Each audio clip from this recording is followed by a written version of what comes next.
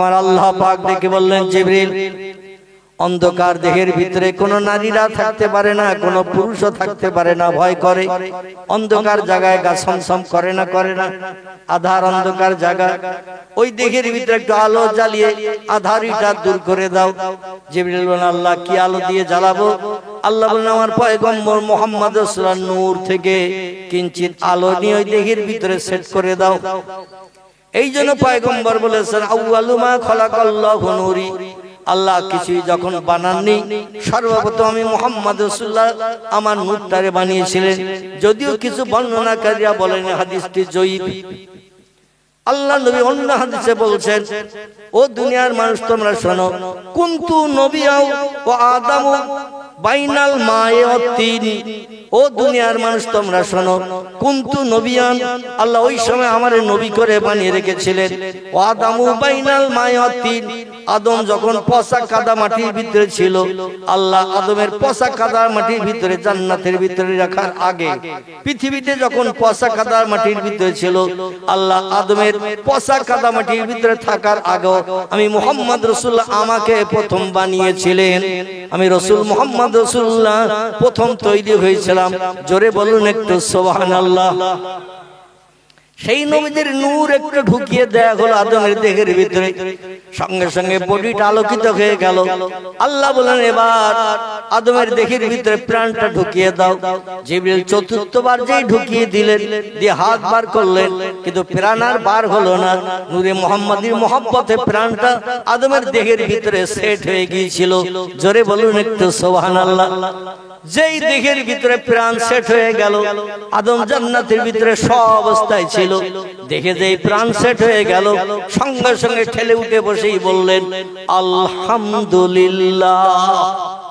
কি বললেন? আলহামদুলিল্লাহ। হাদিস শরীফে তিরমিজি শরীফের শেষে আবু দাউদ শরীফের ভিতরে লেখক লিপিবদ্ধ করেছেন আবু ইসা তিরমিজি, ইমাম আবু দাউদ রাহমাতুল্লাহ আলাইহি, তারা নকল করেছেন, লিপিবদ্ধ করেছেন, মানুষের প্রথম কথা হলো আলহামদুলিল্লাহ। আর পৃথিবী যেদিন ধ্বংস হবে, সর্বশেষ যে মানুষটা মৃত্যুবরণ করবে, তার জবানের কণ্ঠের আওয়াজ হবে আলহামদুলিল্লাহ। জোরে বলুন একটু সুবহানাল্লাহ। মানুষের প্রথম কথা হলো আলহামদুলিল্লাহ। সমস্ত প্রশংসা, তারিফ, কৃতজ্ঞতা আমি জানাই তার জন্য, যিনি আমাকে বানিয়েছেন, যিনি আপনাকে বানিয়েছেন, তামাম সৃষ্টি যিনি বানিয়েছেন তিনি কে? সেই আল্লাহর নামের প্রশংসা আমরা করব না, করব না? আমরা করব। আদম সাল্লাল্লাহু আলাইহি সাল্লাম আল্লাহর নামের প্রশংসা যেই করলেন, আলহামদুলিল্লাহ বললেন, সমস্ত প্রশংসা আমার মালিক আল্লাহ পাকের জন্য। যা কিছু তাসবিহ পাঠ করব সব আল্লাহ পাকের জন্য, যে আল্লাহ আমারে বানিয়েছেন। আল্লাহ এই আলহামদুলিল্লাহ শব্দ শুনে এত খুশিতে বাগ হয়ে গিয়েছিলেন, ডেকে বলল, রে আমার ফেরেশতা মণ্ডলীরা, কে কোথায় আছো? আদমকে সামনে রেখে তোমরা একটু মাথা নত করে সেজদা করো। সেজদাটা আসলে আদমের ছিল না। তাফসীরে রুহুল বায়ান, তাফসীরে মাওজিহুল কোরআন, তাফসীরে বায়ানুল কোরআন, তাফসীরে বাইজাবি, তাফসীরে কাশফ, তাফসীরে বিজালালুল কোরআন, তাফসীরে মারিফুল কোরআন, বিভিন্ন তাফসীরের কিতাবে লেখকেরা লিখেছেন এই সেজদাটা আসলে আদমকে সামনে রেখে করেছে বটে, তা আদমের সেজদা ছিল না, সেজদা ছিল আল্লাহর কুদরতি পায়ে। কার পায়ে? আল্লাহর কুদরতি পায়ে। এবং মুহাম্মদ রাসূলুল্লাহ নূর দিয়ে দেহটা সেট করা হয়েছিল, মুহাম্মদ রাসূলুল্লাহ নূর দিয়ে দেহটা সেট করা হয়েছিল। আর সেট হওয়ার কারণে প্রাণটা সেট হয়ে গেল। প্রাণ সেট হওয়ার কারণে আলহামদুলিল্লাহ জপ করেছিলেন। আসলে সিজদাটা ছিল মুহাম্মদ রাসূলুল্লাহ ইজ্জত সম্মান রক্ষার খাতিরে। জোরে বলুন একটু সুবহানাল্লাহ। আমার ভাইরা, এই পয়গম্বর মুহাম্মদ রাসূলুল্লাহ পয়গম্বরদের শেষ, এতে কারো দ্বিমত আছে? যত পয়গম্বর পৃথিবীতে এসেছে, সমস্ত পয়গম্বরের শেষ পয়গম্বরকে কথা বলেন। আল্লাহর কোরআন, কোরআনের 22 পারা, সূরাটির নাম সূরাতুল আহজাব। আল্লাহ সেখানে তত্ত্ব কোট করে দিয়েছেন, আমাদের সন্দেহ যাতে দূর হয়ে যায়, দ্বিমত যাতে পোষণ না করি। বিসমিল্লাহির রহমানির রহিম। মা কানা মুহাম্মাদুন আবা আহাদিম মির রিজালিকুম ওয়ালাকির রাসূলুল্লাহি ওয়া খাতামান নাবিয়্যিন। জোরে বলুন একটা আল্লাহু আকবার। আল্লাহ কোরআনের 22 পারা, সূরাটির নাম সূরাতুল আহজাব। এখানেই তত্ত্বটি কোট করে দিয়ে বললেন, অবশ্য নয়, আমার নবী মুহাম্মদ রাসূলুল্লাহ সাল্লাল্লাহু আলাইহি সাল্লাম তোমাদের কারো বাপ, কারো দাদা, কারো চাচা, কারো ভাই করে আমার মুহাম্মদকে আমি পৃথিবীতে পাঠাই নাই। ওয়ালাকির রাসূলুল্লাহ, বরং আমি তাকে রাসূল করে, প্রফেট করে, মহামানব করে, বিশ্ববাসীর কল্যাণের দায়িত্ব পালন করে আমি তাকে পৃথিবীতে পাঠিয়ে দিয়েছি। তার নাম আল্লাহ কোরআনে কোট করলেন মুহাম্মাদুর রাসূলুল্লাহ সাল্লাল্লাহু আলাইহি ওয়াসাল্লাম।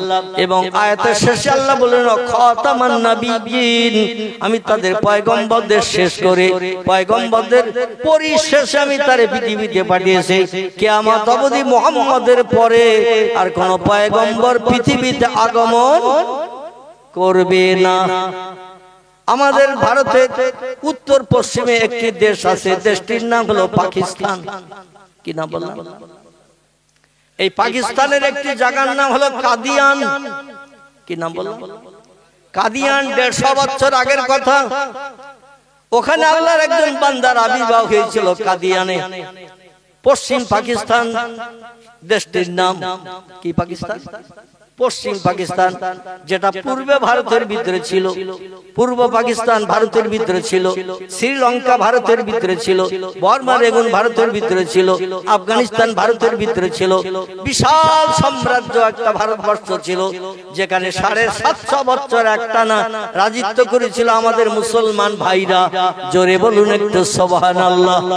নারায়ে তাকবীর, নারায়ে তাকবীর। কিয়ামত অবধি কোন জাতি সম্প্রদায়ের বাবার ক্ষমতা হবে না মুসলমানদের রেকর্ড ভেঙে এই রেকর্ড নতুন করে গড়া। একটানা 750 বছর এই বিশাল এরিয়ার ভারতবর্ষ, শ্রীলঙ্কা ভারতের ভিতরে, বর্মা রেগুন ভারতের ভিতরে, পূর্ব পাকিস্তান ভারতের ভিতরে, পশ্চিম পাকিস্তান ভারতের ভিতরে, আফগানিস্তান ভারতের ভিতরে, বিশাল এরিয়ার ভারতবর্ষের বাদশাহিত্য করেছিলেন জহিরুদ্দিন মোহাম্মদ বাবর থেকে শুরু করে, হুমায়ুন থেকে শুরু করে, আকবর থেকে শুরু করে, জাহাঙ্গীর থেকে শুরু করে, ঔরঙ্গজেব থেকে শুরু করে 750 বছর একটানা মুসলমানরা রাজত্ব চালিয়ে ছিলেন। মাঝখানে কোন হিন্দু, জৈন, শিখ, বৌদ্ধ, চৈতন্য, ইহুদি, খ্রিস্টান, কোল, ভিল, নাগা, খাসা, মুন্ডা, আর্য, অনার্য, আদিবাসী, সাঁওতালি কোন জাতির বাবার ক্ষমতা হয় নাই। 750 বছরের ভিতরে মুসলমানদের রাজসিংহাসন থেকে নামিয়ে দিয়ে অন্য কোন ধর্মাবলম্বী রাজসিংহাসনে 3 দিনের জন্য বসা। বেশি দিন বলবো না, 3 দিনের জন্য রাজসিংহাসনে বসেছে। এমন পাওয়ার ক্ষমতা কোন ধর্মাবলম্বী ছিল না। বরং সমস্ত ধর্মাবলম্বীরা এক কথাই বলতো, মোল্লারা ছাড়া রাজসিংহাসনে বসার কেউ নাই। কারণ ওরা মিথ্যা কথা বলে না, ওরা চুরি ডাকাতি করে না, ওরা ছিনতাই করে না, ওরা অপরের গালে চপটাঘাত করে না, গরিব এতিমের হক ফাঁকি দিয়ে খায় না, ওরা মানুষ মার্ডার করে না, বিধবার দরজার কড়া নাড়া দেয় না। মুসলমানদের চরিত্র হলো সাদা কাপড়ের চরিত্র। আর আমাদের চরিত্র এখন যেখানে যত মিটিং মিছিল হচ্ছে, বসা বসি, বিচার আচার সব মোল্লাদের নিয়ে। ঠিক বললাম না? বললাম সব মুসলমানদের নিয়ে মিটিং। বিধর্মীরা, হিন্দু ভাইরা, জৈন, শিখেরা, ইহুদি, খ্রিস্টানরা, এরা এখন আমাদের আদর্শ নিয়ে নিয়েছে। আর আমরা ওদের পুরানো আদর্শ নিয়ে আজ পৃথিবীতে একেবারে রসাতলে নিম্নগামী হয়ে গেছি। আমাদের চরিত্র এখন মানুষের কাছে প্রকাশ করার মতো নয়। জোরে বলুন একটু নাউজুবিল্লাহ।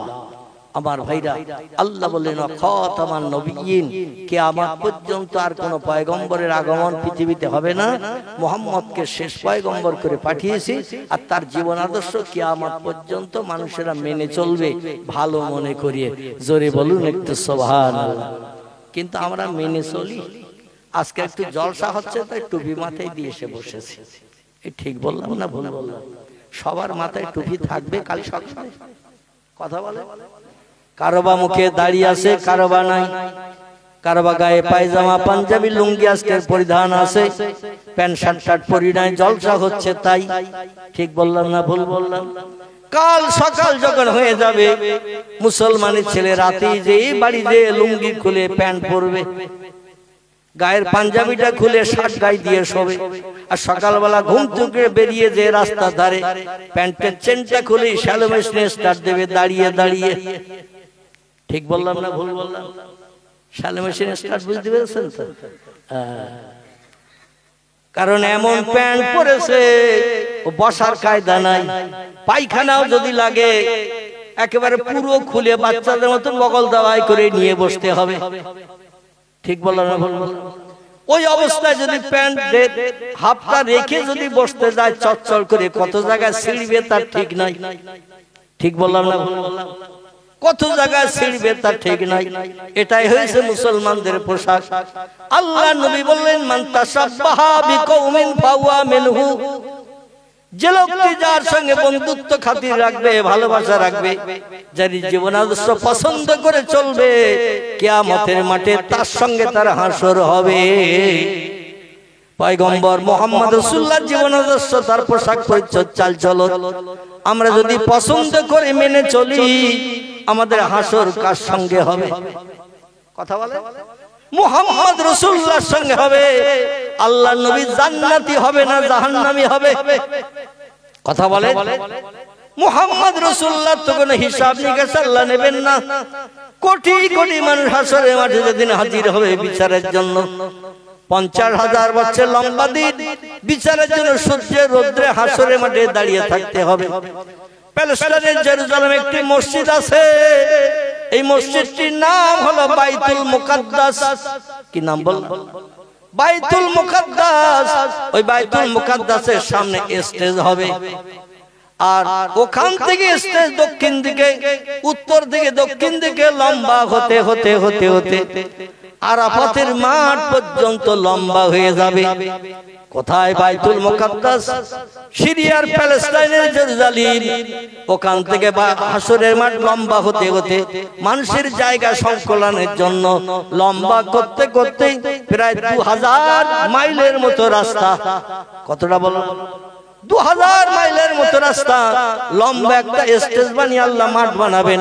আজকে যেমন জলসা উপলক্ষে একটা স্টেজ বানানো হয়েছে বক্তার বসার জন্য, আর শ্রোতাদের জন্য নিচে এমন করে সুন্দর করে ত্রিপল ইত্যাদি বিছিয়ে দেওয়া হয়েছে বসার জন্য। সেদিন হাসরের মাঠে কোনো মানুষ বসার সুযোগ পাবে না, সব দাঁড়িয়ে দাঁড়িয়ে থাকবে। আর স্টেজ বানানো হবে বাইতুল মুকাদ্দাসের সামনে। এখানে আমার আল্লাহ আরশ কুরসি থেকে অবতরণ করে ওই স্টেজে এসে আসীন হবেন। জোরে বলুন একটু সুবহানাল্লাহ। তো স্টেজ জমিনে থাকবে না, শূন্যে উপরে থাকবে। আর ওই স্টেজের নিচে একটা ছায়া পড়বে, ছায়া সূর্যের রৌদ্র সব জায়গায় পড়বে, তাম পৃথিবীর সব জায়গায় সূর্যের রৌদ্র পড়বে। একটা গাছ থাকবে না, একটা বিল্ডিং বালাখানা থাকবে না, একটা পাহাড় থাকবে না, একটা সাগর থাকবে না, একটা নদী থাকবে না, খাল থাকবে না, পুকুর থাকবে না। সবগুলো আল্লাহ পাহাড়গুলো উড়িয়ে উড়িয়ে ওয়াতাকুনুল জিবালু কাল ইহনিল মানফুস। আল্লাহ বলেন ইসরাফিলের সিঙ্গার ফুৎকার দিয়ে কিয়ামতের দিন তাম দুনিয়ার পাহাড়গুলো তুলার মতো উড়িয়ে দিয়ে সাগর ভর্তি করে দেব, নদী নালা খালবিল ভর্তি করে দেব, গাছপালাগুলো উড়িয়ে দেব, পাখির ডানার মতো গাছরা উড়িয়ে উড়ে চলে যাবে। যেখানে গভীর গর্ত জায়গা সেখানে যে আছাড় খেয়ে খেয়ে পড়বে। তাম পৃথিবী সমতল করে দেব।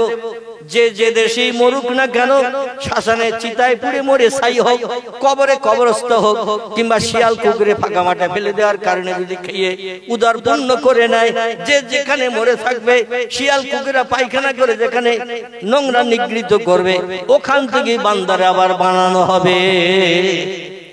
আল্লাহ পারবে না? পারবে না? আল্লাহর কোনো কিছু বানাতে কি অক্ষমতা আছে? আল্লাহ যখন যেটা মনে করবেন সেটা পারবেন কিনা? তুলিজুল লাইলা ফিন নাহার ওয়া তুলিজুন নাহারা ফিল লাইল ওয়া তুখরিজুল হাইয়া মিনাল মাইয়িতি ওয়া তুখরিজুল মাইয়িতা মিনাল হাইয়্যি ওয়া তারযুকু মান তাশাউ বিগাইরি হিসাব। জোরে বলুন আল্লাহু আকবার। আল্লাহ বলেন আমি এমন একজন প্রভু, তোমরা যেন ধারণা করিও না যৌবন বয়সে 20-25 বছর বয়সে শক্তি ক্ষমতা ছিল, কিন্তু যখন 50-55 বছর হয়ে যাবে ওই 20-25 বছরের ক্ষমতা আপনি কি 55 বছরে ধরতে পারবেন? পারবেন?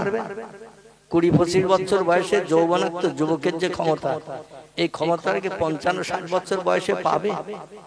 তালি গায়ের চামড়া ঢিল হবে কিনা, হাতে লাঠি লাগবে কিনা, ওই বয়সে চলতে গেলে হাতে লাঠি লাগবে, খেতে গেলে মাঝে মাঝে দাঁতগুলো সব উবড়ে গেছে, মহাত্মা গান্ধী মার্কা একেবারে বকরা গাল হয়ে গেছে, শক্ত কিছু দিলেও খাবে না গিলে খাবে, চিবিয়ে খাবে না গিলে খাবে, গিলে খাবে, কারণ দাঁত বলতে একটাও নাই, সব উঠে গেছে।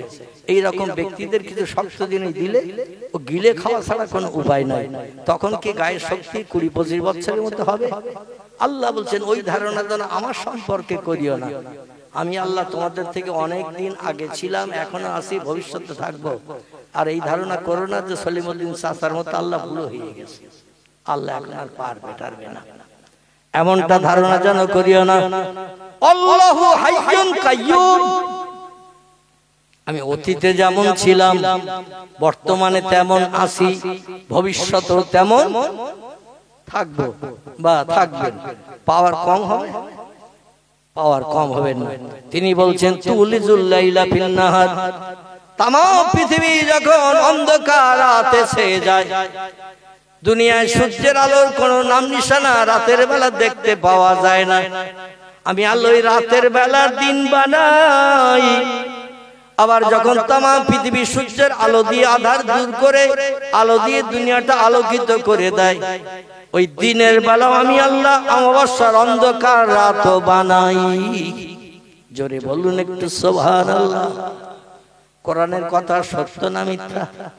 যদি কেউ ধারণা করে এটা বোধহয় হতে পারে না, লোকটার ইমানদার থাকলো না, ও সঙ্গে সঙ্গে কাফের হয়ে গেল, কি হলো? কোরআনের কোন একটা কথা মানতে যদি কেউ অস্বীকার করে, কেউ যদি কুচিন্তা ভাবনা করে আল্লাহ পারবে না এরকম করতে, তাম দুনিয়া দিনের বেলা রাত করবে পারে নাকি? আবার রাতের বেলা দিন করবে পারে নাকি? অতুখরিজুল হাইয়া মিনাল মাইয়াতে, আল্লাহ বলছেন আমি মরাকে জিন্দা করি, আবার জিন্দাকে মারি। কোন মানুষ মারা গেছে 2-5 ঘন্টা, বিজ্ঞান ডাকেন, দর্শন ডাকেন, ইঞ্জিনিয়ার ডাকেন, ডাক্তার ডাকেন, মাস্টার ডাকেন, বুদ্ধিজীবী ডাকেন, প্রধানমন্ত্রী ডাকেন, মুখ্যমন্ত্রী ডাকেন, এমএলএ ডাকেন, এমপি ডাকেন, ডেকে যদি বলেন 5 ঘন্টা মারা গেছে আমার ভাই, একটু জিন্দা করে দিয়ে যাও ভাই, তোমার পাওয়ার শক্তি সরকার অনেক দিয়েছে। থানায় গেল, থানা পুলিশ তোমারে সার করে বসতে দেয়। আচ্ছা লোকটা দায়িত্ব নেবে? কার ভাই মারা গেছে 5 ঘন্টা নেবে, কার যদি মা মারা যায় আধা ঘন্টা, আর যদি ডাকা হয় কোনো নামি দামি ব্যক্তিকে, বিজ্ঞান দর্শন ইঞ্জিনিয়ার ডাক্তার মাস্টার সবাইকে ডাকা হয়, যদি বলা হয় আধ ঘন্টা মারা গেছে, এখনো গন্ধ হয়নি, পচিনি, শক্ত হয়নি, এখন হাত পা নাড়ানাড়ি করছে, নরম আছে, মানে জানটা এই বেরিলো মাত্র আধা ঘন্টা, একটু জানটা ফিরিয়ে দিয়ে দাও। মা অন্তত খোকা বলে ডেকে উঠুক, দায়িত্ব নেবে কেউ, দাঁড়াবে কেউ? যে কাজটা পারে না কেউ, সেটা পারে কে? আল্লাহ। আচ্ছা আল্লাহ শুধু পারে না, বাস্তব নমুনা দেখিয়ে দিয়েছেন। আল্লাহ পারেন, বাস্তব নমুনা দেখিয়েছেন না দেখায়নি? রাতকে দিন করেছেন না করেননি? দিনকে রাত করেছেন না করেননি? মরারে জিন্দা করেছেন না করেননি? জিন্দার আবার এক মুহূর্তে আল্লাহ মেরেছেন, এটা দেখিয়েছেন না দেখাননি? তিনি শুধু কোরআনের তথ্য দেননি, বাস্তব নমুনা দেখিয়েছেন। জোরে বলুন একটু সুবহানাল্লাহ। সময় সুযোগ হলে আমি এই নমুনা করে আপনাদের কাছে টুকটুক করে একটু পরিবেশনের চেষ্টা করব। যদি সময় সুযোগ না হয়, আল্লাহ আবার 4 চক্রের মিলন ঘটালে এই তত্ত্বগুলো পরিবেশনের চেষ্টা করব। বিশেষ করে যে কথা পূর্বে বলতে চাইছিলাম, প্রথম পয়গম্বর যিনি, তার নাম আদম সফিউল্লাহ। আল্লাহ তাকে কাদামাটি দিয়ে বানিয়েছিলেন, কিন্তু আরেকজন নারী বানিয়েছিলেন, আল্লাহ তাকেও কি কাদামাটি দিয়ে বানিয়েছিলেন? কথা বলে আরেকজন নারী আল্লাহ বানিয়েছিলেন সঙ্গী করে জোড়া করে, হুন্না লিবাসুল লাকুম ওয়া আনতুম লিবাসুল লাহুন্না। ও দুনিয়ার নারী পুরুষ তোমরা শোনো, পুরুষদেরকে আমি বানিয়েছি নারীদের গায়ের পোশাক করে, আর মেয়েদের বানিয়েছি পুরুষদের গায়ের পোশাক করে। পোশাক ছাড়া কোনো মানুষ উলঙ্গ হয়ে রাস্তাঘাটে পথে বেরিতে পারবে? কাউরে যদি বলা হয় তুমি এখান থেকে উলঙ্গ হয়ে একটু মেন রোডের থেকে ঘুরিয়ে এসো, মাখালগাছা মাদ্রাসার সামনের মেন রোড থেকে ঘুরিয়ে এসো, 500 টাকা দেবো দিনের বেলা 11টার সময়, যাবে কেউ? বলে উলঙ্গ হয়ে যাওয়া সম্ভব নয়।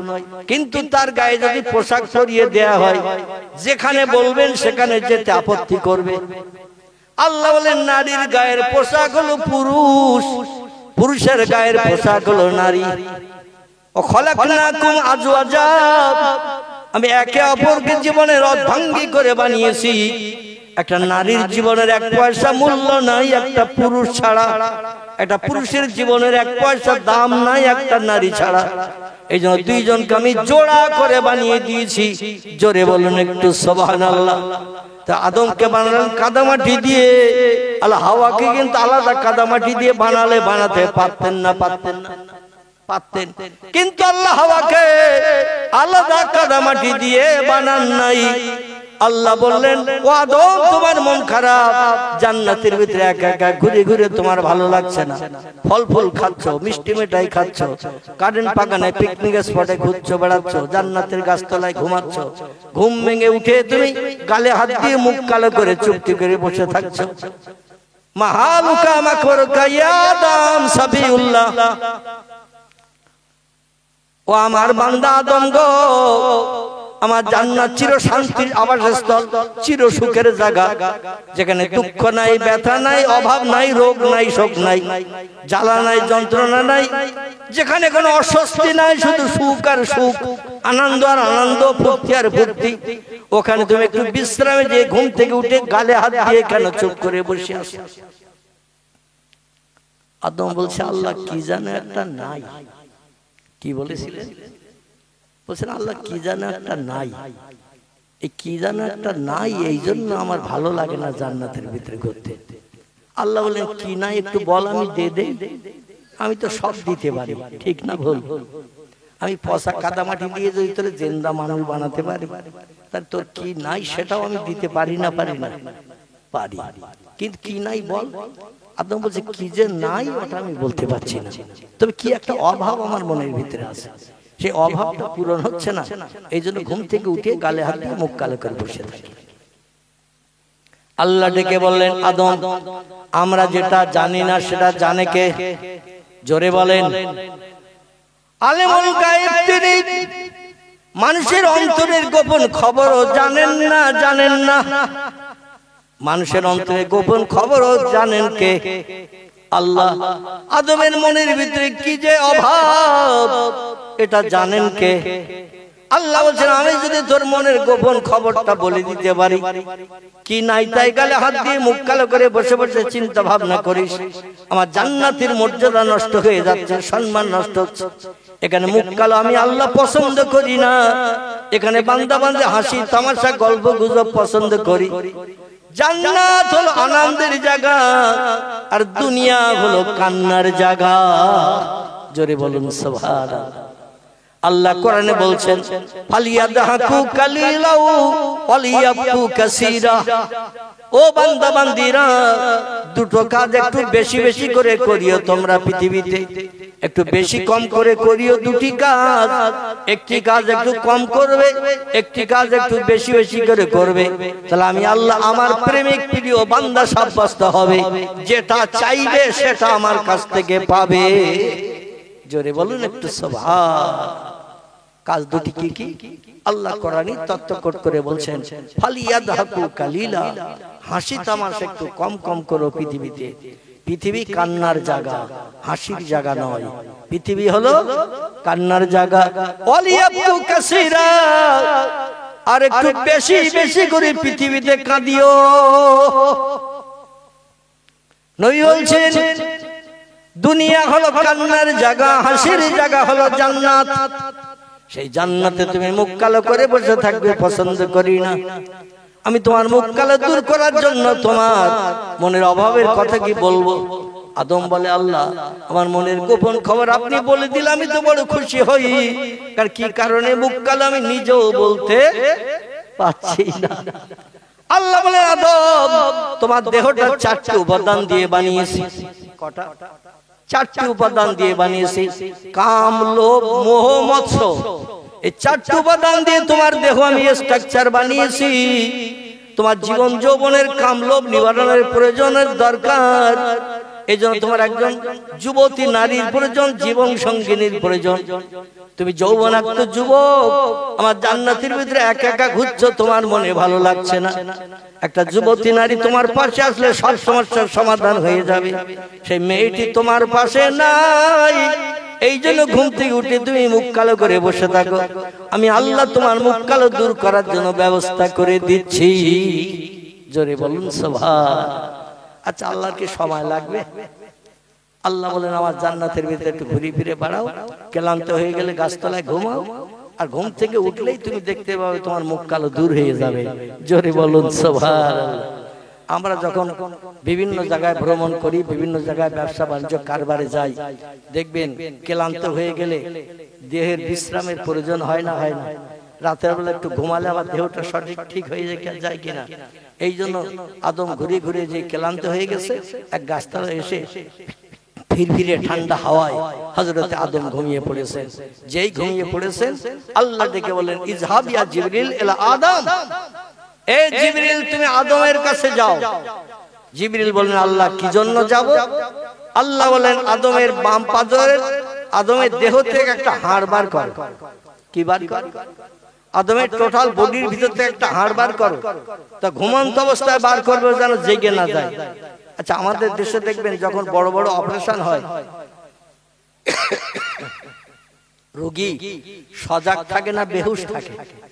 বড় বড় অপারেশন যখন হয়, আচ্ছা রোগী যদি হুশালা থাকে তো ডাক্তার বুকের খাসা লাথি মারবে কিনা? কাটলে কি লাথি মারবে না? মারবে না? আমার তো 21টা সেলাই, একার পাজরের কাঠি থেকে গুপ্তঙ্গের গোড়া পর্যন্ত 21টা সেলাই। কিডনি ট্রান্সপ্লান্টের সময় ডাক্তাররা পুরো পেট ফেলে ফেলেছিল। আম গাছের কলম বাঁধার মতো আমার কিডনির পাশে আর একটা কিডনি জুড়ে দিয়েছে, তাই এখন আমি সচল।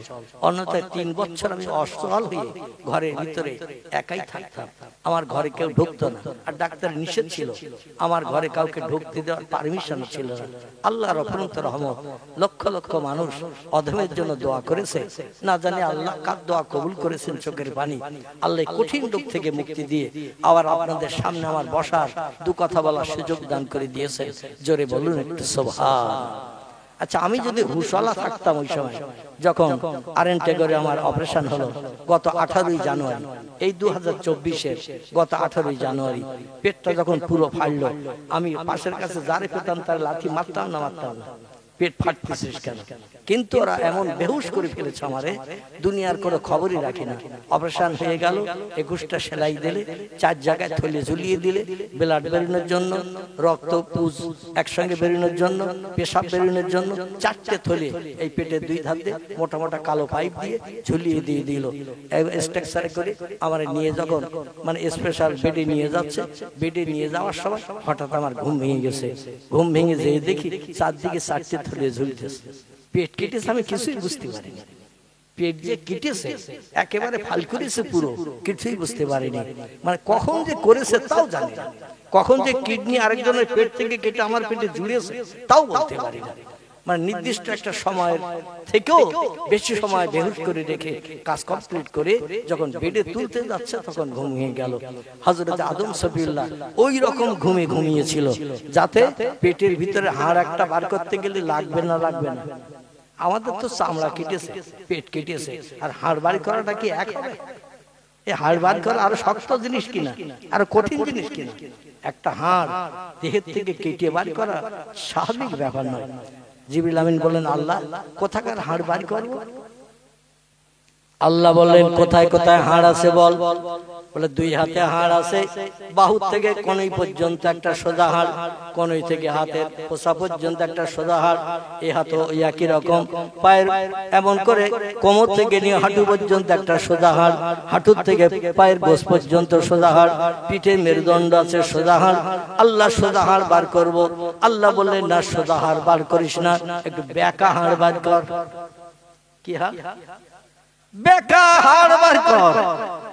জিবরিল বললেন আল্লাহ এত সোজা সোজা হাড় থাকতে, হাতে সোজা হাড়, বাহুতে সোজা হাড়, পায়ে দুটো সোজা হাড়, হাঁটুর থেকে কোমর পর্যন্ত, কোমর থেকে পায়ের গোস পর্যন্ত, পিঠের মেরুদণ্ড একেবারে গলার থেকে নিয়ে পাছা পর্যন্ত লম্বা সোজা হাড় রয়েছে। আর কত জায়গায় সোজা সোজা হাড় রয়েছে, টেনে বার করলে বাধা বিঘ্ন হবে না, বেঁকা হাড় বার করতে গেলে তো বাধা বিঘ্ন হবে। আল্লাহ বলেন বাধা বিঘ্ন হলো আপত্তি নাই, বেঁকা হাড় বার কর। আদম বলেন আল্লাহ বেঁকা হাড় কেন বার করব? বলে বেঁকা হাড় দিয়ে আমি আল্লাহ একটা সুন্দরী যুবতী নারী বানাবো আদমের জীবন সঙ্গিনী হিসাবে। আর বেঁকা হাড় এই জন্য বার করতে বলছি, ওই বেঁকা হাড় দিয়ে বানালো বেঁকা বেঁকা কাজ করবে, বেঁকা বেঁকা সিদ্ধান্ত নেবে, বেঁকা বেঁকা কথা বলবে। পুরুষরা ধৈর্য ধারণ করে সবর করে তার নিয়ে সংসার করবে, তাহলে তাদের জন্য জান্নাত আমি আল্লাহ হালাল বানিয়ে দেব। নারায়ে তাকবীর। আপনাদের দক্ষিণ চাঁদপুরের মেয়েরা সব সোজা হাড়ের তৈরি, এরাও বেঁকা। এদের নামে বদনাম দিলে আমার বাড়ি যাওয়া তো মুশকিল হবে। রাস্তায় আবার স্লোগান দেবে কি যে হুজুরের ধর মিলাদ করার স্বাদ মিটিয়ে দিয়ে। দুনিয়ার সব দেশের নারী পুরুষ সবার দেহের ভিতরে আল্লাহ পাক দুটো পাঁজরের হাড় বানিয়ে দিয়েছেন, দুই ধারে দুটো হাড়, বেঁকা না সোজা। পাঁজরের হাড় দেখবেন ছাগল জবাই করবেন, গরু জবাই করবেন, চামড়া ছাড়ানোর পরে হাড়গুলো দেখবেন একটু ধনুকের মতো বেঁকা আছে না নাই? পাঁজরের হাড় খুব কিন্তু বেঁকা। হযরত আদমের বাম ধারের পাঁজরের থেকে একটা হাড় জিবরিল আমিন বার করলেন। এইজন্য ছেলেদের একটা হাড় কম, মেয়েদের একটা হাড় বেশি। হাড় গুনে দেখবেন মেয়েদের হাড়ের থেকে ছেলেদের হাড় একটা কম। আগে ছিল সমান, কিন্তু একটা হাড় বার করে মা হাওয়াকে আল্লাহ বানিয়েছিলেন কোন শব্দ দিয়ে? এজন্য মেয়েদের একটা হাড় বেশি হয়ে গেছে। আর এই বেঁকা হাড় দিয়ে বানানোর কারণে মেয়েরা অটোমেটিক পুরুষের সঙ্গে, স্বামীর সঙ্গে সিদ্ধান্ত আলাদা নাই। স্বামী যদি বলে এটা করতে হবে, মেয়েরা বলে এটা হবে না, ওইটা হবে। আমার ভাইরা, স্বামী যদি একটা সিদ্ধান্ত নেয়, মেয়েরা আরেকটা সিদ্ধান্ত নেবে। পুরুষের সঙ্গে কোনোদিন মতের বিনিময় অধিকাংশ মেয়েরা করতে চায় না। এতে সংসারে অশান্তি হয়, মারামারি হয়, ডিভোর্স হয়, হয় না? হয় না? অশান্তি হয়, ডিভোর্স হয়।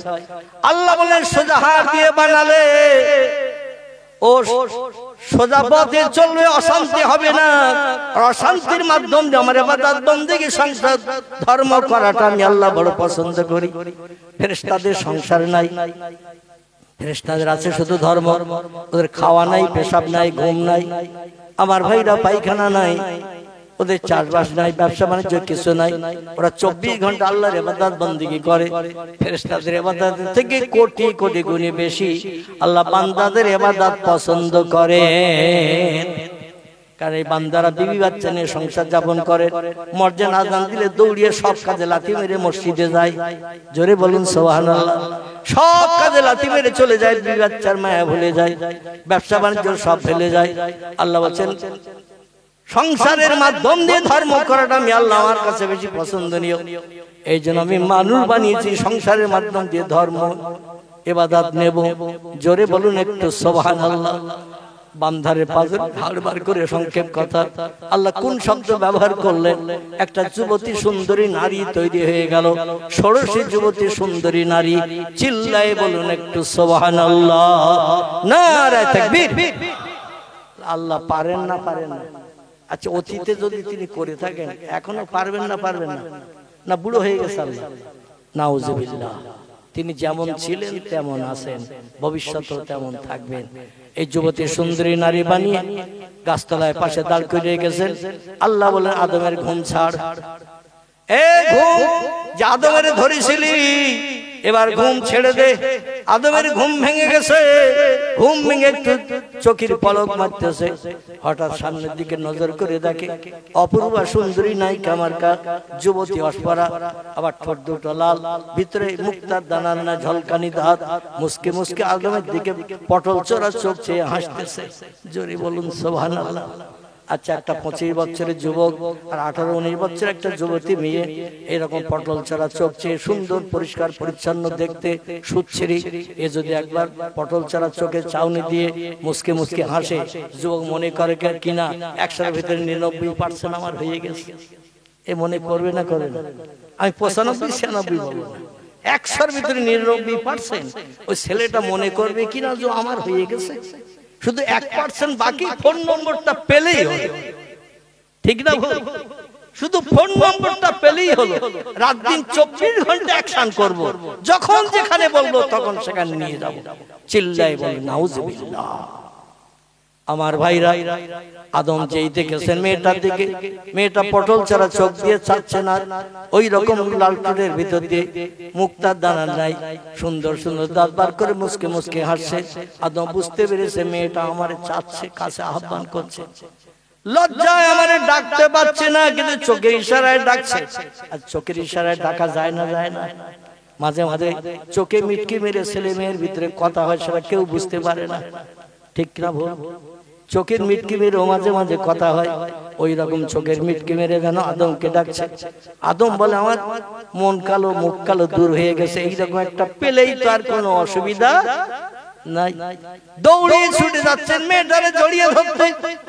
তাফসীরে মাফাতিহুল গায়ব, তাফসীরে মাজিদ, তাফসীরে বিজালাল কোরআন, বিখ্যাত বিখ্যাত তাফসীরের কিতাবে লেখকেরা লিখেছেন, দুহাত লম্বা করে পাগল পারা হয়ে আদম সবিল্লাহ জীবনের সঙ্গী হিসাবে ওই মেয়েটাকে পাওয়ার জন্য দৌড়িয়ে ছুটে যাচ্ছেন, জড়িয়ে ধরবে। তাই যেই কাছাকাছি চলে গেছে, আল্লাহ সাবধান বানিয়ে দিলেন, হুঁশিয়ার, ডেঞ্জার, বিপদ, খাতরা আছে, খবরদার মেয়েটার গায়ে যেন হাত দেবে না। হযরতে আদম সবিল্লাহ ডেকে বলছেন, আল্লাহ এত সুন্দরী যুবতী মেয়ে আমার সামনে দাঁড় করিয়ে রেখেছেন, আর আমি তারে আপন বানাতে যাচ্ছি, আমার হাত দিতে নিষেধ করছেন, তো আমার সামনে কেন দাঁড় করিয়ে রাখলেন? আমার সামনে যদি দাঁড় করিয়ে না রাখতেন আমি তো ধরতে যেতাম না। আল্লাহ বলেন, তোমার জীবনে দুঃখ দুর্দশা ভাব নিবারণ করবো ওই নারী, বিপদে মুসিবতে তোমার পাশে দাঁড়াবে ওই নারী, তো ওকে তোমার হালাল বানিয়ে নিতে হবে। মামাতো বোন, খালাতো বোন, চাচাতো বোন, ভবিত বোন, পাড়া প্রতিবেশী বোন, বন্ধুর বোন, যারে তারে পাবে আরে নিয়ে পিকনিক স্পটে কাঁদে নেই, এমন করে ঘোষ বাড়ি চলে যাবে। শরীয়ত এটা বৈধ ঘোষণা করে না, করে না। যে কোনো জায়গায় যে কোনো যুবতীকে নিয়ে যাওয়া যাবে না, একমাত্র নিজের মায়ের পেটের বোন ছাড়া, নিজের মা ছাড়া, নিজের কন্যা ছাড়া অন্য কাউকে তুমি সঙ্গে নিয়ে কোনো পিকনিক স্পটে গার্ডেনে, কোনো ঘোষ বাড়ি টাড়ি এমন করে কোনো জায়গায় যেতে পারবে না। এটা তোমার জন্য শরীয়তে নিষিদ্ধ, হারাম, হারাম, হারাম। আমার ভাইরা, আল্লাহ বলেন বৈধ বানিয়ে নাও, তাহলে তুমি ওর গায়ে হাত দিতে পারবে, ওরে নিয়ে উপকার নিতে পারবে, যেখানে ইচ্ছা সেখানে তার সঙ্গে করে নিয়ে যেতে পারবে, এক জায়গায় বিশ্রাম করতে পারবে, জীবন যৌবনের ক্ষুধাও নিবৃত্তি করতে পারবে, কোনো বাধা বিঘ্ন থাকবে না। জোরে বলুন একটু সুবহানাল্লাহ। আদম থেকে বলে, আল্লাহ কি করে বৈধ বানাবো, আমি তো নিয়ম নীতি কিছুই জানি না। আল্লাহ বলেন বিয়ে করতে হবে। কি করতে হবে? বিয়ে করতে হবে। কোরআনে আল্লাহ কোট করেছেন সূরা বাকারায়, ফানকিহু মা তাবা লাকুম মিনান নিসায়ে মাসনা সুলাসা ওয়া রুবা ফাইন খিফতুম আল্লাহ তাআদিলু ফাওয়াহিদাতান আল আখির। জোরে বলুন একটু আল্লাহু আকবার। আল্লাহ বলছেন ফানকিহু, কোন যুবতী নারীর গায়ে হাত দেবে না, তার চেহারার দিকে ফিরে তাকাবে না, তার সঙ্গে ঠোঁট থেকে কথা বলবে না, হাতে হাত দিয়ে স্পর্শ করবে না, এমনকি তার থেকে কোনো মেহমানদারি নেবে না, যত সময় না পর্যন্ত তোমার জীবন সঙ্গিনী না হবে। ফানকিহু, তাকে বিয়ে করে নাও। কি করো? কোন যুবতী নারীকে নিয়ে যদি তুমি কোনো কাজ নিতে চাও, আগে তারে বিয়ে করে নাও, তোমার মা ছাড়া, কন্যা ছাড়া, নিজের বোন ছাড়া আর কারো দ্বারা তুমি কোন উপকার নিতে পারবে না। শরীয়ত তোমার জন্য অবৈধ হারাম করে দিয়েছেন। আল্লাহ বলছেন ইন্নামাল মুমিনিনা ইয়াগুদ্দু মিন আবসারিহিম। ও দুনিয়ার যুবক পুরুষ, মেয়েরা শুধু পর্দা পুশিদার ভিতরে থাকবে, এটা শরীয়ত পছন্দ করে না। শরীয়ত পুরুষদের জন্য পর্দা করে দিয়েছে। জোরে বলুন একটু সুবহানাল্লাহ। আচ্ছা, পুরুষদের পর্দার কথা বক্তারা বলে, অধিকাংশ বক্তারা মেয়েদের পর্দার কথা বলে, কিন্তু আল্লাহ কোরআনে প্রথম পুরুষের পর্দার কথা বলেছেন, তারপরে বলেছেন মেয়েদের পর্দার কথা। জোরে বলুন একটু সুবহানাল্লাহ। ইন্নামাল মুমিনিনা ইয়াগুদ্দু মিন আবসারিহিম। ও দুনিয়ার যুবক পুরুষেরা, তোমরা তোমাদের চোখগুলো অবনত করো পরনারীর দিকে কুদৃষ্টি দিয়ে তাকানো থেকে, তার হাতে হাত দেওয়া থেকে, মুখে কথা বলা থেকে, মোবাইলের মাধ্যম দিয়ে অ্যাকশন করা থেকে তোমরা তোমাদের দেহ মনকে পবিত্র করো। জেনা শুধু গুপ্তাঙ্গের হয় না, জেনা কিন্তু হাতের হয়, জেনা চোখের হয়, জেনা ঠোঁটের হয়, জেনা নিজের অঙ্গ প্রত্যঙ্গের হয়। বিভিন্ন অঙ্গ প্রত্যঙ্গের জেনা আছে। অবৈধ নারীর সঙ্গে যদি মোবাইলে কথা বলো, তোমার ঠোঁট জবান নাপাক হয়ে গেল। অবৈধ নারীর হাতে যদি কোনো তোহফা গিফট তুলে দাও, তোমার হাত নাপাক হয়ে গেল। অবৈধ নারী কোনো গাছতলায়, তোমার আমরা তলায় তেঁতুল তলায় যাওয়ার কথা বলেছে, হেঁটে যদি যাও তোমার পা নাপাক হয়ে গেল। অবৈধ নারীর দিকে, অপরিচিত নারীর দিকে তাকিয়ে যদি একদৃষ্টে ডাস মশার মতো তাকাও, তোমার চোখ নাপাক হয়ে গেল। ঠোঁট দিয়ে যদি সামনাসামনি কথা বলো, তোমার ঠোঁট নাপাক হয়ে গেল। আরে নাপাক অঙ্গ প্রত্যঙ্গ আমার জান্নাতে কোনোদিন ঢুকবে না। আমার জান্নাত হলো পবিত্র জায়গা, যেখানে পেশাব ঘর নাই, পায়খানা ঘর নাই, নোংরা ফেলার কোনো জায়গা নাই, থুতু ফেলার কোনো জায়গা নাই, নোংরা ফেলা যাবে না। আদম সবেল একবার একটু থুতু ফেলেছিলেন জান্নাতের ভিতরে, জিবরিল আমিন আল্লাহ বললেন আমার জান্নাত নোংরা হয়ে গেছে। আদম হাসি লেগে একটু থুতু ফেলে দিয়েছে, ওই থুতুটা উঠাও, জান্নাত নোংরা হয়ে থাকবে, পছন্দ করি না। জিবরিল বললেন আল্লাহ থুতু উঠিয়ে কি করব? আল্লাহ বললেন একটা বর্তনে পাত্রে রাখো। তফসিরের কিতাবে লেখকেরা লিখেছেন এই বর্তন বলতে কেউ পাথরের বাটি বলেছেন আমার ভাইরা, আবার কেউ বলেছেন কাঁচের বাটি। যাই হোক, কাঁচ বা পাথরের বাটিতে আল্লাহ উঠাতে বললেন। আদম সবেল বললেন আল্লাহ নোংরা জিনিস থুতু শুকলে, নাকে শুকলে গন্ধ পাওয়া যায় না, যায় না। থুতু পায়খানা থেকেও কিন্তু একটু থুতু হাতে লাগিয়ে নাকে শুকবেন, গন্ধ বেশি লাগবে না, লাগবে না? একটু হাতে থুতু লাগাবেন, আঙুল একটু ঘষাঘষি করে নাকে ধরবেন, কি বিকট গন্ধ লাগবে দেখবেন। এই হাসির থুতু যা বেরিয়েছে তরল শিগ্নি পদার্থ মতো, এই জিনিস যেটা বেরিয়েছে এটা বর্তনে উঠাও। জিবরিল আল্লাহ নোংরা জিনিস পাত্রে তুলে কি হবে? আল্লাহ বলবেন একদিন এই থুতু দিয়ে একটা কাজ করব। জিবরিল আল্লাহ এই নোংরা থুতু দিয়ে কি করবেন? বলে যেদিন করব সেদিন তোমারই দিয়েই করব, সেদিন জানতে পারবে, বুঝতে পারবে থুতু দিয়ে আমি কি করছি। এখন তোমাকে বলবো না। জিবরিল আমিন অপেক্ষায় ছিলেন। আমি সেই যে থুতু আদমের নাকের পোটা শিগনি বা গালের থুতু যেটা উঠিয়েছিলাম বর্তনে পাত্রে, পাথরের বাটিতে, সেই থুতু আমার আল্লাহ সংরক্ষণ করে রাখতে বলেছিল, আমি সংরক্ষণ করে রেখেছিলাম। তা দিয়ে তো আল্লাহ কিছুই করে না। দেখতে দেখতে আদম সবিল্লাহ থেকে নিয়ে ঈসা রুহুল্লাহ পর্যন্ত এই পৃথিবীতে অগণিত পয়গম্বর যারা এসেছে, কারবা নাম আদম, কারবা নাম শীশ, কারবা নাম ইদ্রিস, কারবা নাম নূহ, কারবা নাম ইব্রাহিম, কারবা নাম ইসমাইল, কারবা নাম ইসহাক, কারবা নাম ইয়াকুব, কারবা নাম ইউসুফ, কারবা নাম দাউদ, কারবা নাম সুলাইমান, কারবা নাম মুসা, কারবা নাম হারুন, কারবা নাম হুদ, কারবা নাম লুত, কারবা নাম সালেহ, কারবা নাম জাকারিয়া, কারবা নাম ইহইয়া, কারবা নাম আইয়ুব, কারবা নাম ইউনুস, কারবা নাম শুআয়ব, কারবা নাম ইলিয়াস, কারবা নাম উযায়ের, কারবা নাম ঈসা, কারবা নাম মুহাম্মাদুর রাসূলুল্লাহ। চিল্লায়ে বলুন একটু সুবহানাল্লাহ। কজন হলো? গণেন নেই। তাবারক মনে আছে খুব ভালো নেই, নরমাল নাকি? গোর দেয়া তাবারক হলে অন্তত একটু চেষ্টা করতেন মনে হয়। আর কি দিয়ে করেছে তা আমার শোনা হয়নি। আমার ভাইরা, আওয়াজ দিলে মাইকে গাছপালা ভেঙে আওয়াজ বেরিয়ে চলে যাবে, এই আওয়াজ আর কোনোদিন ফিরে আসবে? কথা বলে। কিন্তু আমরা যদি একটু গুনি, মেমোরিতে জমা থাকবে, যখন তখন বলতে পারবো এই কটা, ঠিক কি না? টোটাল কোরআনের ভিতরে আল্লাহ যে পয়গম্বরদের নাম কোট করেছেন এবং তাদের জীবনী আল্লাহ কোট করে দিয়েছেন মানুষকে আমল করে বাস্তব জীবনে মানুষ হওয়ার জন্য। আমি সেই পয়গম্বরদের নাম কোট আপনাদের কাছে ইতিপূর্বে বলেছি, আর একটা বার বলে একটু গুনে নিন যাতে মরণের দিন পর্যন্ত আমাদের স্মরণ থাকে। আল্লাহর কোরআনে এই কয়জন পয়গম্বরের নাম আছে। ফের আমি একটু বলি গুণন। কারবা নাম আদম, কারবা নাম শীষ, কারবা নাম ইদ্রিস, কারবা নাম নূহ, কারবা নাম ইব্রাহিম, কারবা নাম ইসমাইল, কারবা নাম ইসহাক, কারবা নাম ইয়াকুব, কারবা নাম ইউসুফ, কারবা নাম দাউদ, কারবা নাম সুলাইমান, কারবা নাম মুসা, কারবা নাম হারুন, কারবা নাম হুদ, কারবা নাম লুত, কারবা নাম সালেহ, কারবা নাম জাকারিয়া, কারবা নাম এহিয়া, কারবা নাম আইয়ুব, কারবা নাম ইউনুস, কারবা নাম শুআয়ব, কারবা নাম ইলিয়াস, কারবা নাম উযায়ের, কারবা নাম ঈসা, কারবা নাম মুহাম্মাদুর রাসূলুল্লাহ। চিল্লায়ে বলুন একটু সুবহানাল্লাহ। কজন হলো? আমার যে ভাই 26 গুণেছে আমার মনে হচ্ছে একটু ঘুম ঢুল ভাব লেগেছে। কটা? তাহলে 25 যারা বলছেন তারা সঠিক গুনেছেন। আমার মেমোরিতে জমা আছে 25, যিনি 26 গুনেছে একটু ঘুম ঢুল ভাব লেগেছে, কিংবা দুটো গিরে একসঙ্গে চলে গেছে, এরকম একটা যায় গেছে। ঠিক কি না?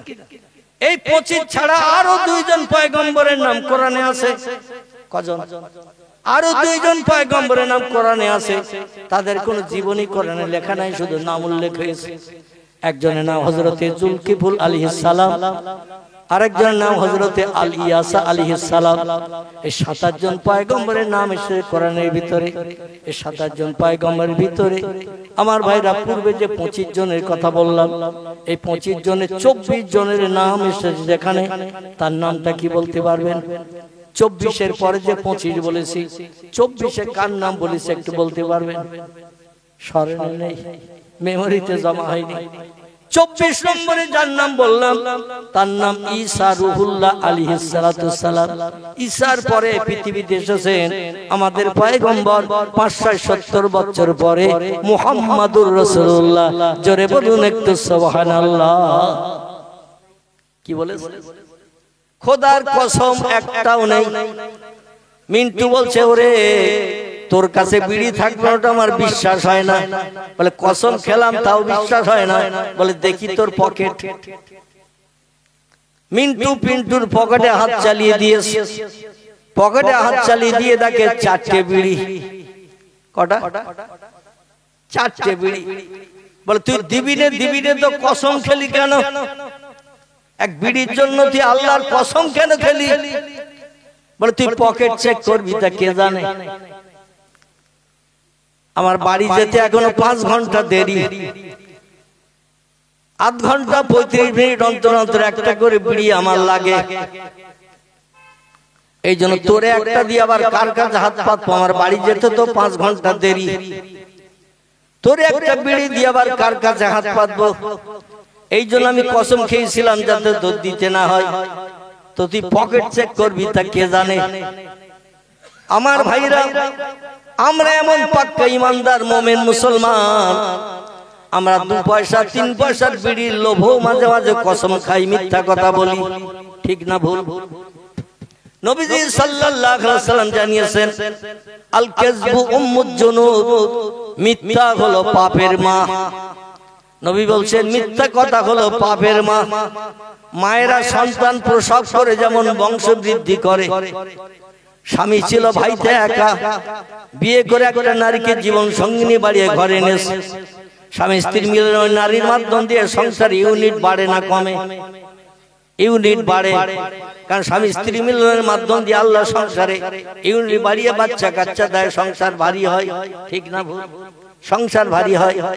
আল্লাহ নবী বলছেন মায়েরা যেমন সন্তান প্রসব করে বংশ বৃদ্ধি করে, যে লোকটি মিথ্যা কথা বলে সেও তেমন পাপের বংশ বৃদ্ধি করে। মৃত্যুকের কোন দোয়া দাবি আল্লাহর দরবারে কোনদিন কবুল হবে না।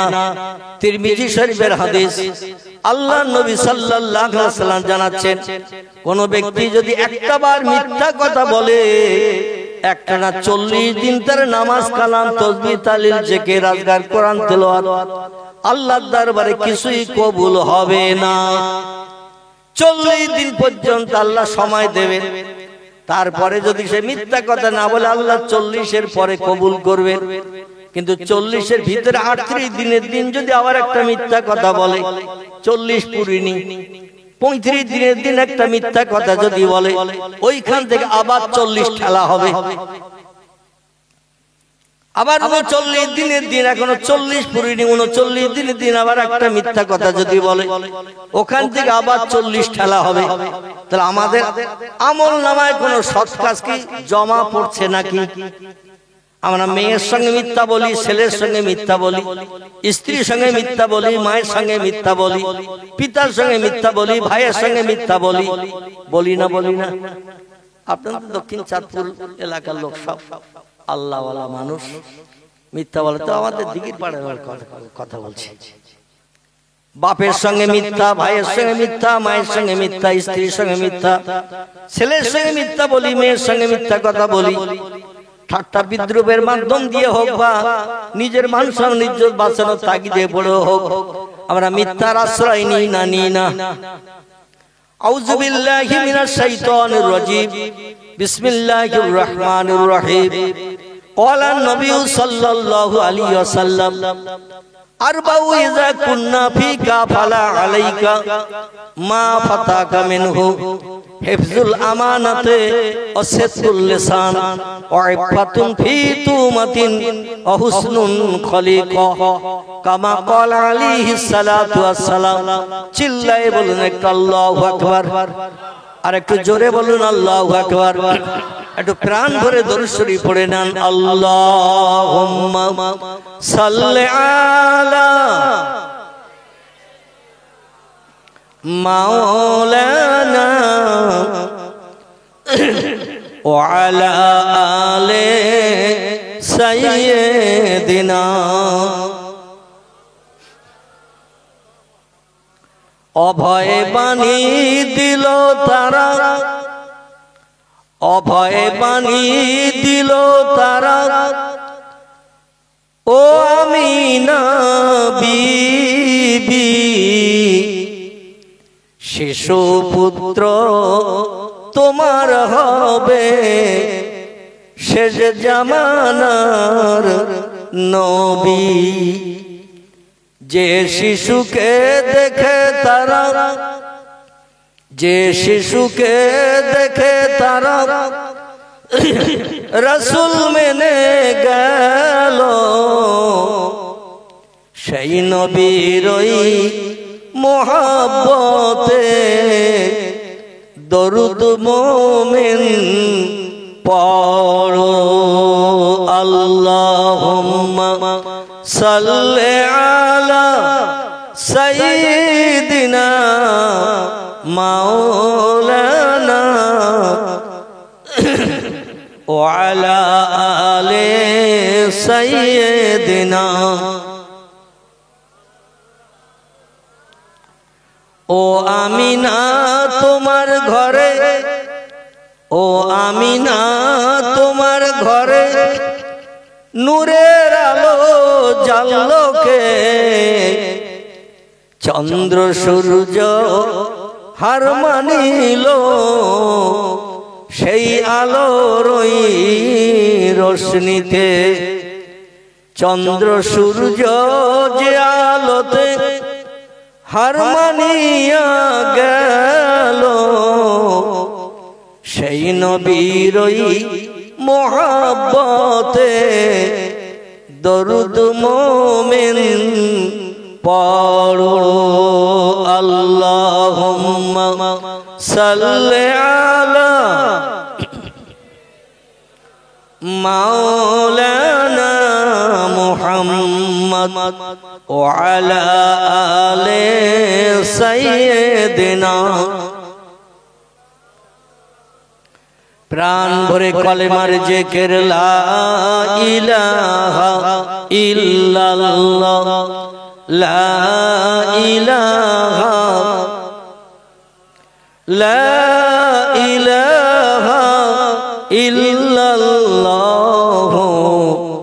মুহাম্মাদুর রাসূলুল্লাহ নবী বকর গারে সুরে নবী বকর গারে সুরে সেই নামের ওই জিকির করে তাই না দেখে মাকড়া সাথী জাল বুনিয়া যায় কবুতর এসে পাশে বসে স্মরণ করে তাই বলো লা ইলাহা ইল্লাল্লাহ লা ইলাহা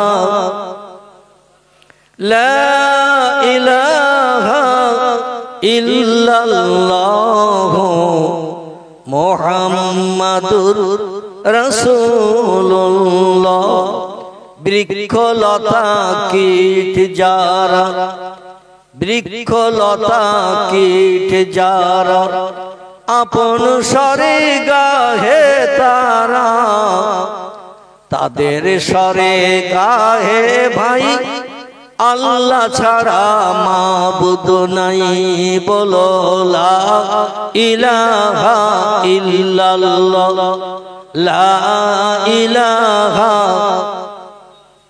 লা ইলাহা ইল্লাল্লাহ মুহাম্মাদুর রাসূলুল্লাহ।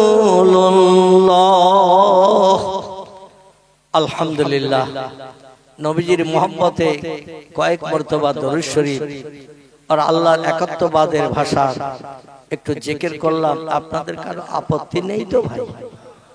কারণ আরশ পাকে আল্লাহ পাকের নামের সঙ্গে একজন পয়গম্বরের নাম জড়িত হিসাবে অতীতকাল লিপিবদ্ধ ছিল, বর্তমানেও আছে, ভবিষ্যতেও থাকবে। সেটা হলো আমাদের এই কলেমা। পৃথিবীতে পয়গম্বর এসেছে কম বেশি 1 লক্ষ মোতাবেক 2,24,000। তফসির কারকেরা তফসিরের পৃষ্ঠা লিখেছেন, কেউ বলেছেন 1,24,000, মতান্তরে কেউ বলেছেন 2,24,000 পয়গম্বর। আবার কোন তফসির কারক বলেছেন অগণিত পয়গম্বর, কোন সীমা সংখ্যা নয়।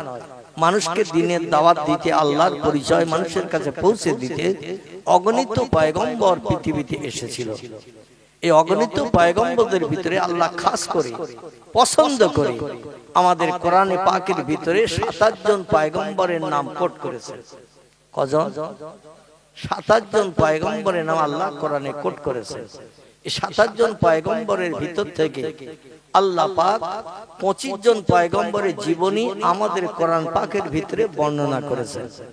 2 জন পয়গম্বরের কোনো জীবনী লেখা নাই, তাদের সম্পর্কে কোনো তথ্য লেখা নাই, শুধু তাদের নাম এসেছে। আমি পয়গম্বরদের নাম কটা একটু বলি, তাহলে আমার বক্তৃতার সামনের দিকে এগিয়ে নিয়ে যেতে সুবিধা হবে। আমার ভাইরা, প্রথম যে পয়গম্বর পৃথিবীতে এসেছিলেন তার নাম কি একটু বলুন? কথা বলেন। ভুল হলো বলবেন, চেষ্টা করব সংশোধনের জন্য। আর আমার বক্তৃতার ভিতরে ভুল হয়ে গেল ধরে দেবেন, আমিও সংশোধন করে নেব। কারণ একটা মানুষ সব কিছু জানে না। কথাটা ঠিক না ভুল? রাসূল বলছেন কুল্লু বনি আদম খাত্তাউন, প্রত্যেকটা আদম বংশধর ভুলে ভরা গুনাহগার। গোনা নাই, ভুল নাই এমন মানুষ পৃথিবীতে কেউ নাই। আমাদের আদি পিতা যিনি, তিনিও ভুল করেছিলেন, যিনি ছিলেন পয়গম্বর। জোরে বলুন একটু সুবহানাল্লাহ।